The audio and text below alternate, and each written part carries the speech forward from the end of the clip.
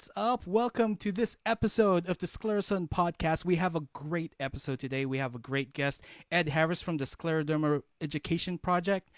We also have my fabulous guest host, Tina Berger. Tina, say hi.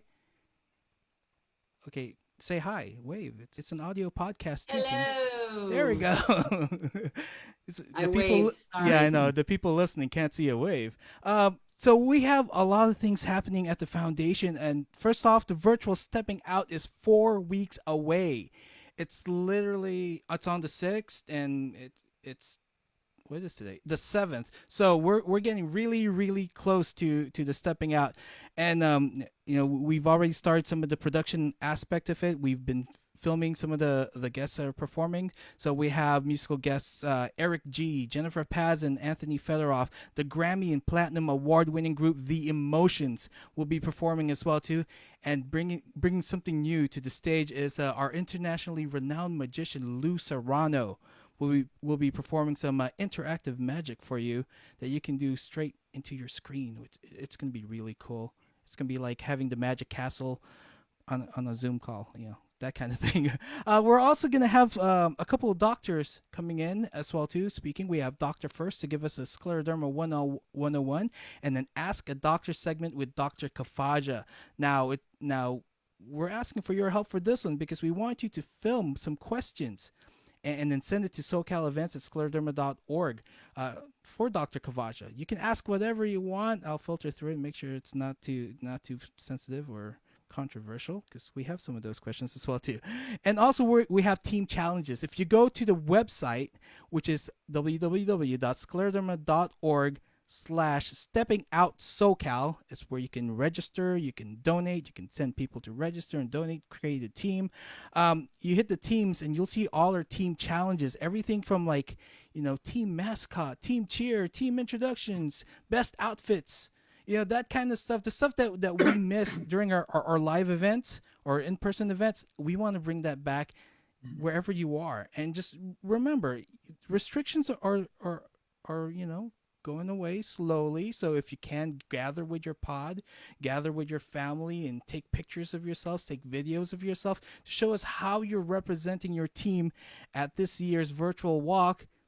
That'd be awesome, and we'll put it in the program. You'll get to see yourself. You say hi, mom, and everything. It's gonna be awesome. The other thing that we're also gonna do, y'all remember the ice bucket challenge that back when ALS did it a few years back, right?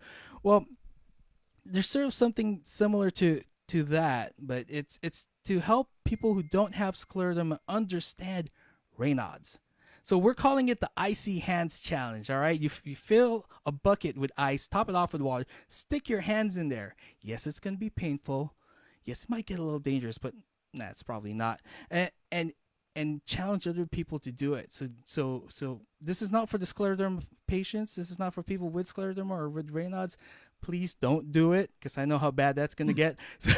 So if you can have your loved ones, your husbands, your kids do it. All the rules are over at our Icy Hands Challenge page, which is scleroderma.org/icyhands. All proceeds will go towards this walk and towards research, support, education, and just trying to find a cure. So please do the Icy Hands Challenge, scleroderma.org/icyhands, #icyhands, #scleroderma. It's all there. All the information's there, and then you challenge like 3 other people to do it, or else they have to pay they have to donate $100 to the foundation. That's how it works. That's how we go viral.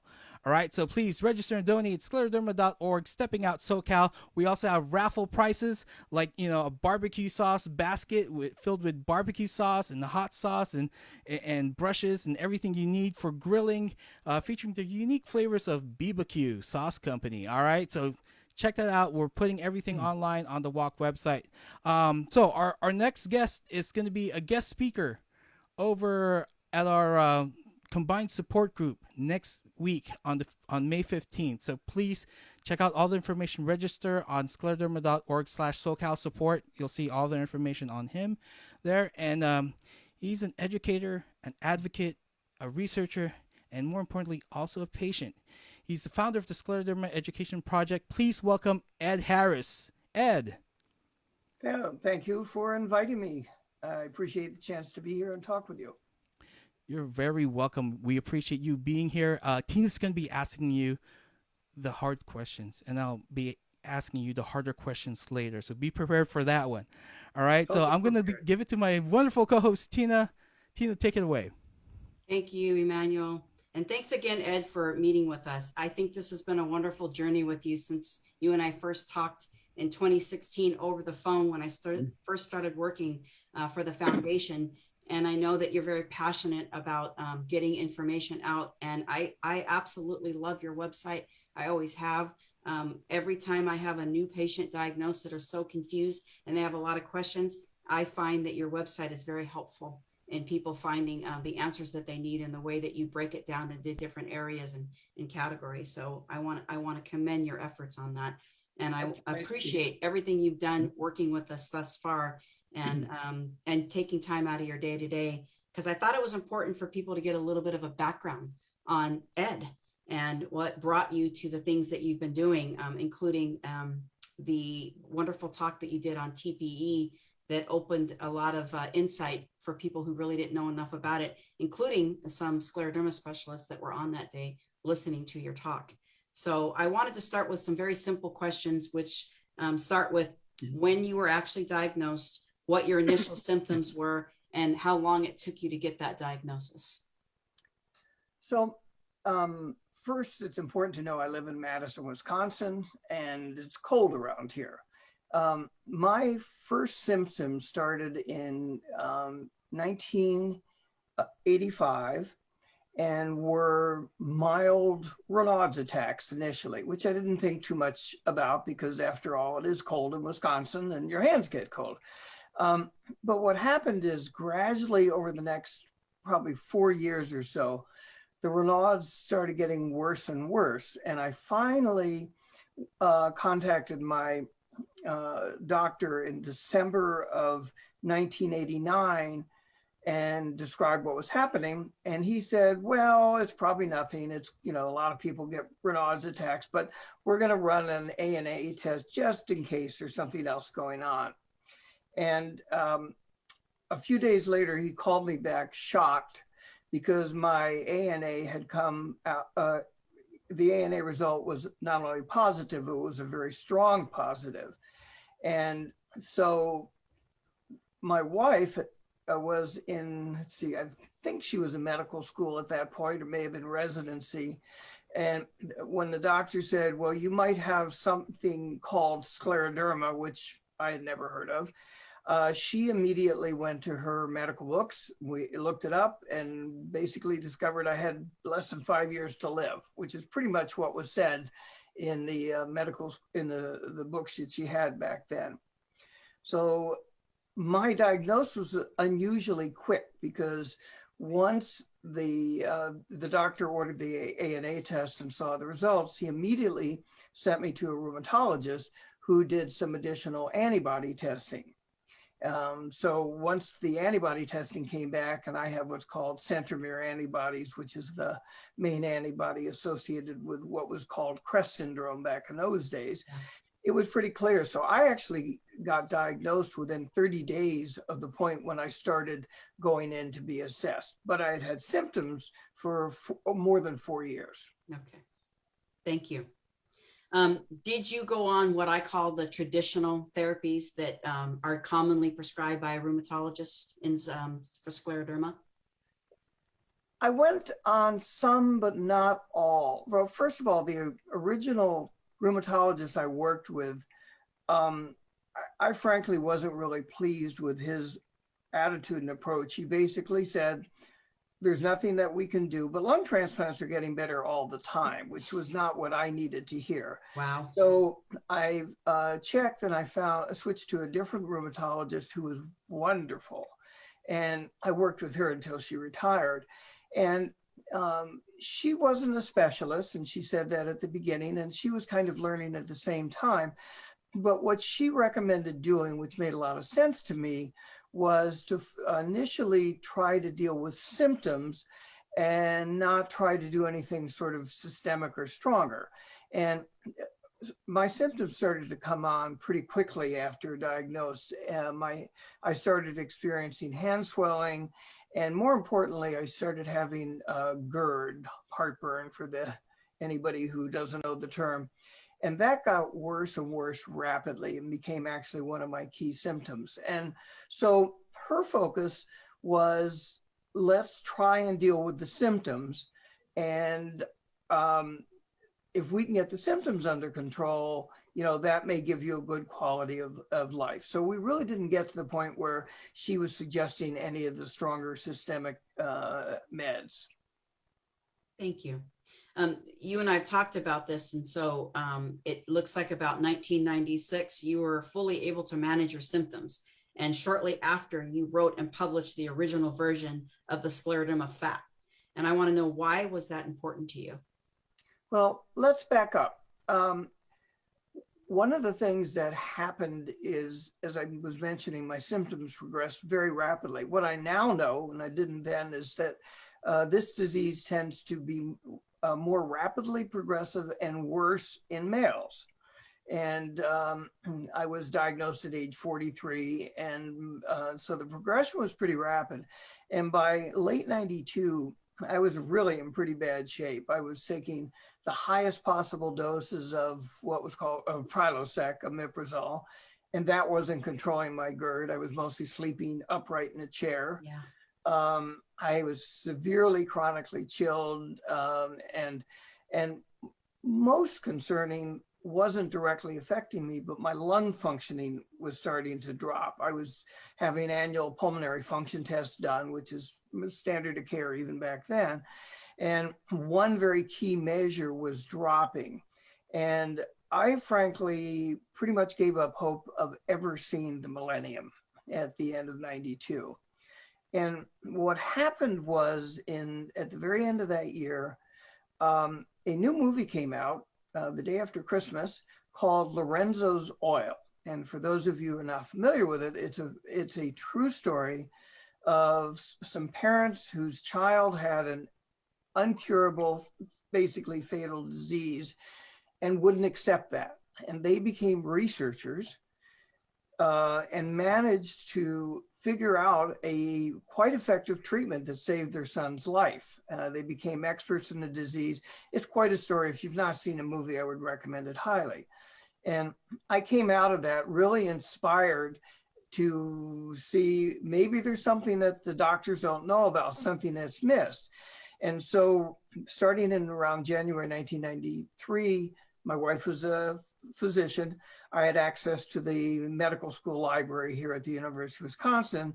So I decided to dive in just looking for whatever. The problem is, this is before the internet. And the way you did medical research then is you would go physically into a library and wade through 4-inch thick bound copies of journals. Wow. And hope that you were in the right journals. And that was hopeless. I learned a little, but I gave up. And this is where this becomes an amazing story. My real field that I have been in for a long time is actually computers. I've been in computers since 1964, and I'm an entrepreneur. I've started up several companies. In February of 1992, I was on a flight to a computer conference, and sitting next to me was a CEO of another software company also going to the same conference. We struck a conversation, and it turned out that he was literally the one person in the country, possibly in the world, who could solve my problem. He had a new company, and the product they sold was basically Medline, which is the research tool used to be able to access published literature. Anyway, they had indexed all the medical research, and they sold this for thousands of dollars to medical school libraries, research centers, and the like. We got to talking, and he said, "Tell you what, when I get back to the office, I'll send you a free copy." Wow. He did. That allowed me to rapidly go through everything. And I very quickly found some obscure research, solid research, but it wasn't done in the US and nobody here knew about it. And it led me to formulate an idea and a research-based treatment approach. And I was able to convince my doctors to try it. They said, we don't have anything to offer you. This is a safe treatment. And why not? We don't think it'll work, but why not try it? And so toward the end of 1993, I started on this experimental treatment, 1-year trial. A year later, I was significantly better. So they extended it. And by late 1995, the only symptom I had left, literally, was very, very mild Raynaud's. My GERD, which remember I couldn't even control with high doses of meds, was 100% gone without any medications. My severe chilling, completely gone. And my lungs stabilized. And later on, over time, they actually reversed and became normal, but that took a few more years. So by 1995, I was really functioning. I was pretty much, other than mild Raynaud's, I was in great shape. What led to my doing the original website, remember my field is computers, the internet was new, there was nothing out there. Sure. And to be honest, what probably drove me was survivor's guilt. Here I was dealing with what was considered untreatable disease. I was in great shape. And I knew at that time it would be very difficult for anybody else to get on the treatment, but at least I wanted to start to educate people because there was nothing out there. And so I created the first educational website, which consisted of a 14-page document called the Scleroderma FAQ. I actually kept that up to date for a number of years, working closely with the Scleroderma Foundation back in the mid-90s. So that's kind of the long story, but that's what led to my becoming an educator. That's a wonderful story. And one of the reasons we like doing this, nobody would have any idea that you went through all of that and what came out of it. So I appreciate you explaining that. In the past 10 years, there's been a lot of information available about the various forms of scleroderma at websites like the Scleroderma Foundation's, Mayo Clinic, and even the Research Foundation's website. So you, in 2014, you created the Scleroderma Education Project. Why did you feel that you needed to develop that educational website among some of these reputable sites that were already here in existence? That's a great question. And actually, it's a fun question because what happened was my youngest son, who lives in Madison, is an engineer. He stopped over for dinner in October of 2013, and he said, you know, Dad, I just looked at the Wikipedia article on scleroderma, and it's really bad. Why don't you update it? And I had not kept my website up to date because I thought I don't need it because the Scleroderma Foundation, et cetera, there was good information out there. And I made the mistake of saying, tell you what, let me just take a couple weeks, update my website, and then I'll update the Wikipedia article. And so I decided to do that, and this much easier to do research. What I very quickly discovered is that there was a huge gap in what was out there. The Scleroderma Foundation had excellent material, as did Mayo Clinic and Hopkins and other sites, but it was very elementary. If you wanted to go beyond that, you were suddenly needed to be able to read and understand medical journals. Yeah. And there was nothing in between. I think that's what the problem always is that where do you draw the line so it's patient friendly in lay terms versus once it starts getting a little too technical. Yeah. So when I started to realize this, I realized there is a need to cross that gap. And I'm pretty good at explaining things. And so I started to revise the Scleroderma FAQ. And by April of 2014, 6 months later, I had a 44-page document that basically was designed to go into a lot of detail, but using terminology that patients could understand without simplifying it too much. So if I'd use a medical term, I would explain it. But then I realized that, well, there was another piece that was missing, which is you kind of need a more elementary thing for people who are sort of either just getting diagnosed.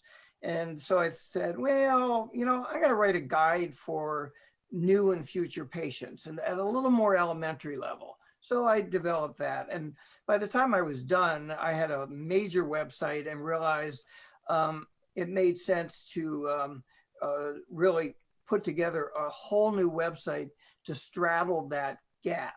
And so that's what the focus of the Scleroderma Education Project is. It is mostly used by patients, but the last time we looked, 20% of the people who use the website happen to be clinicians who are not specialists, many from outside the US. And there's also a research section as well. And the irony of it all is I still haven't updated the Wikipedia article. That's funny. Thank you for explaining that.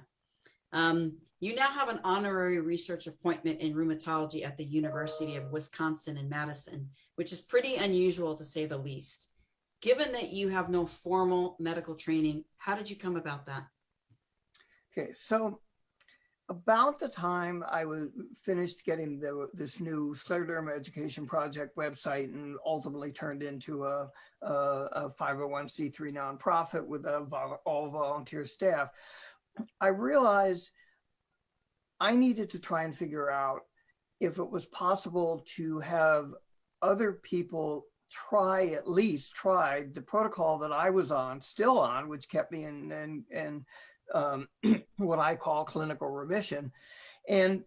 But I also knew enough to know that if you want to get medical researchers and people to listen to you, you have to play the game. And the game is called publication. So I initially talked to one of the doctors I was working with at the infusion center where I get my treatments, and threw out the idea of, well, maybe we could turn my story into a published case report. And he thought that was a good idea, and we assigned a research fellow to work with me. That never went anywhere. But about 6 months later, I get an urgent call from my doctor who was in charge of the infusion center. And why I would get an urgent call made no sense. He said, how would you like to submit the case report to the American Association of Blood Banking, which he was a member of? And I said, sure, that sounds like a great place to submit the case report. And this was on a Monday afternoon. He said, by the way, the deadline for abstract submission is 10 o'clock Wednesday morning. And so I managed to pull a couple all-nighters, got it submitted, and did a presentation that was published. And so I actually started to work a little bit more focused on it. The next thing that I did, and this is what directly leads to my appointment, back in 2014, when I completed that first 44-page draft of the Scleroderma FAQ, I sent it over to the Scleroderma Foundation and asked them to review it again. And I was told by the person there that I work closely with, she said, this was quite a meeting when the research, or when the review board looked at it, they were kind of astounded that somebody who didn't have medical training could put this together. But I got back from them a critical comment about my discussion on therapeutic plasma exchange that basically said, there's only been one study, and yes, it looked the case, but it was, it really, you can't count in one study. And frankly, because I at that time knew of 15 studies, I realized there was a huge gap in what people knew about this particular procedure that I was undergoing. And so I decided that it might make sense to see if I could put together a review. And I'm fortunate to have some of the top researchers in the country to work with, and put together and presented a review poster at the, the American Society for Apheresis meeting in May of 2016. And what was interesting is at that time, I had no clinical association with the university. And while the topic of my poster was very interesting to people, I literally spent the first half of any questions answering, who are you exactly and who are you with? Because I didn't have formal credentials and they never heard of the Scleroderma Education Project. One of the docs I was working with closely here realized that what would make sense to do is to see if I could get an appointment as an honorary fellow. And he worked with the department chair that he had and was able to swing that. Originally, it was in medical microbiology and immunology, not in rheumatology. And just so to clarify, because people always think of honorary in terms of, getting an honorary college degree, the position I have is called an honorary associate or fellow. It is a position that a visiting professor gets. It just means you don't get paid and you don't get a formal office, but it's a full research fellowship appointment. If I need a statistician or anything else, I have full access to resources. So I managed that, I used that for a while, and then was able to switch it over to rheumatology about a year later. What was interesting, in the fall of 2016, I presented a follow-on poster at the American College of Rheumatology meeting, kind of a spinoff. And this time I was able to say University of Wisconsin-Madison, and suddenly the only questions that were asked were about the poster. So it made an incredible difference. Wow. It also made a big difference in that I could now email anybody in the world, any researcher in the world, and I had credentials where they didn't really care whether it's my signature says honorary fellow, but that doesn't matter because it also says Department of Rheumatology, University of Wisconsin. So suddenly I had better access to researchers everywhere, and it's made a huge difference in everything that I'm trying to do. Well said, which goes perfectly with my next question. I think we both agree when you told me your backstory, and as it's playing out in this interview, it would make for a great book or a movie. So give me a little bit of insight as to why maybe there's a few things we haven't touched on that would go along with that. Well, I think the number of coincidences here is usually the start of a good movie, starting with just, I had literally given up hope, and the movie Lorenzo's Oil saved my life. And then I gave up hope again because I literally could not do the research I needed. And the chances of my sitting next to the one person, at least in the country, who could give me the tools I needed. Again, what are the chances of that type of thing happening? And then, I found something which made sense to try.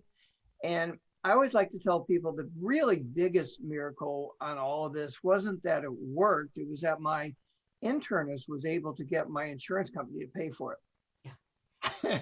Which is now actually not that difficult to do, but it was at the time. So it's just the number of coincidences and things. And I realized that all of the things that I'm doing. Oh, one other piece that was critical. I mentioned my field is computers, so I had the computer skills, but I actually also have, I completed all the course requirements for a PhD in clinical research psychology. And I never did my dissertation because the computer company that I started kind of went nuts, and we grew like crazy, and I never had a chance to finish. But that gave me the tools. So I have the expertise to be able to read through the research and quickly and find the things I needed. So it's just the number of coincidences here, I think, are just kind of amazing. And this is now, I mean, until my son brought this whole thing up, I never really thought about getting back into research because, again, I knew that there were good websites out there. And what I was pursuing was a career as a composer, a music composer of classical music. And I was about halfway through my formal training when I switched to medical researcher. So wow. I have a couple compositions under my belt, but I never went back and finished that initial symphony I was expecting to have done about 3 years ago. A fun fact about Ed. Appreciate you saying that, because I feel like since I met you in 2016 and we talked over the phone, you've been through quite a bit to try to get the information out there. And there was a lot of roadblocks and some things that you had to go through that were expected when it comes to research and having vetted information and having the papers to back it up. And you right. are in that place now, and you have been able to meet with families and people go back to their doctors with your information because you have done such a magnificent job explaining it and putting it together so they can.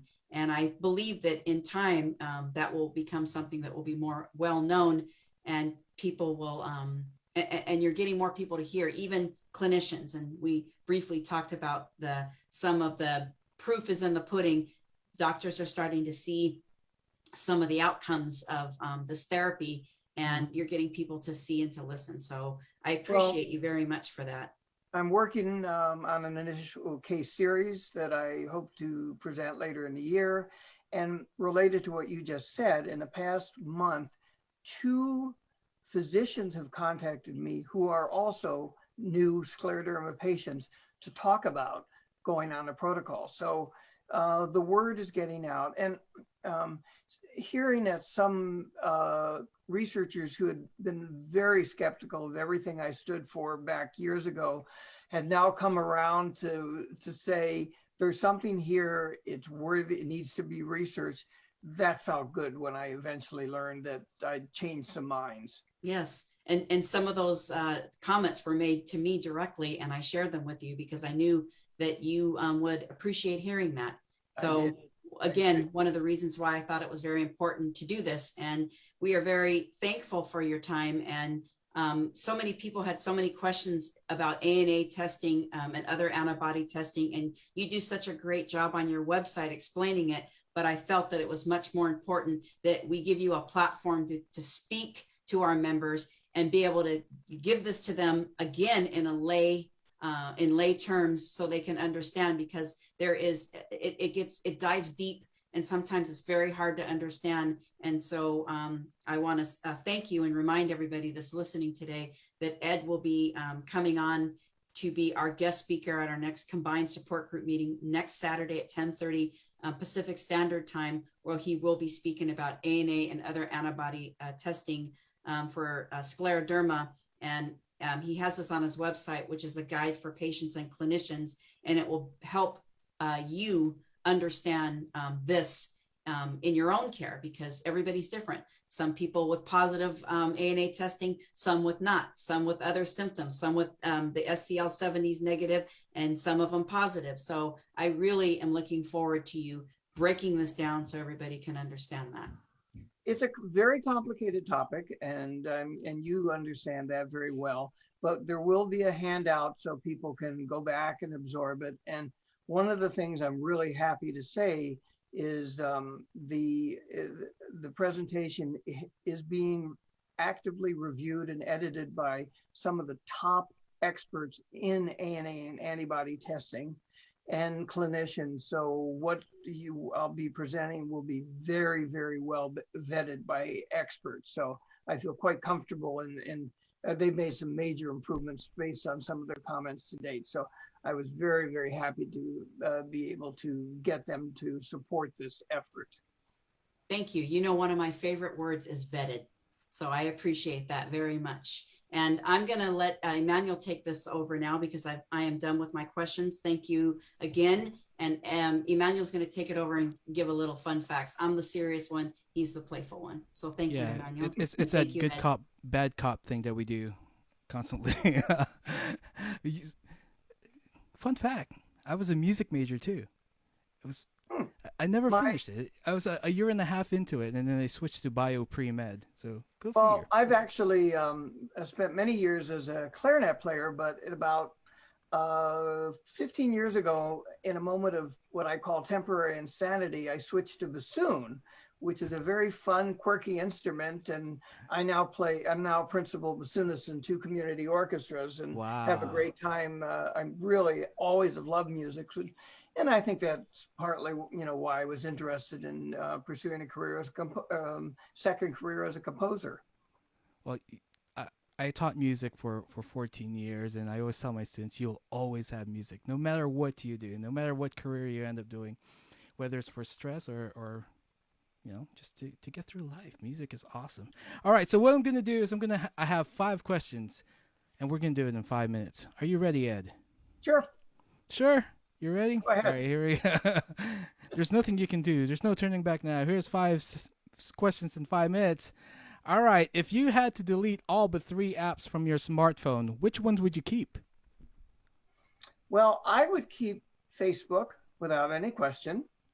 I would keep Safari, because without Safari, I can't access anything. And I would keep my email, and that's it. And the reason I keep Facebook is because I spend several hours a day working with patients, helping them interpreting lab tests. And Facebook is the primary place where patients now turn when they have rare and complicated diseases.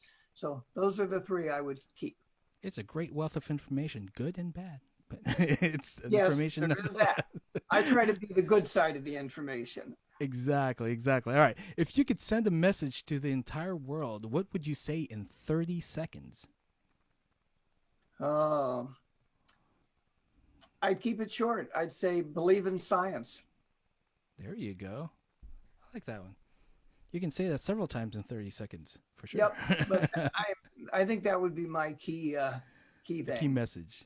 All right. If you could ask one person one question and they had to answer truthfully, who and what would you ask?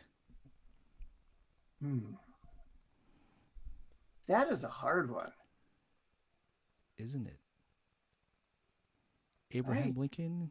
Yeah. I actually don't have a good answer for that. I'm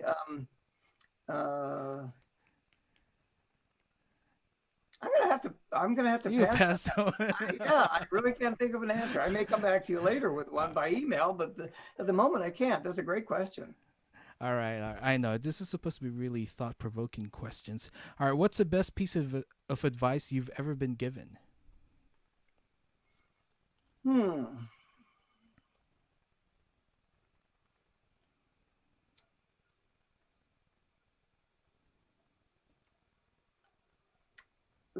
I think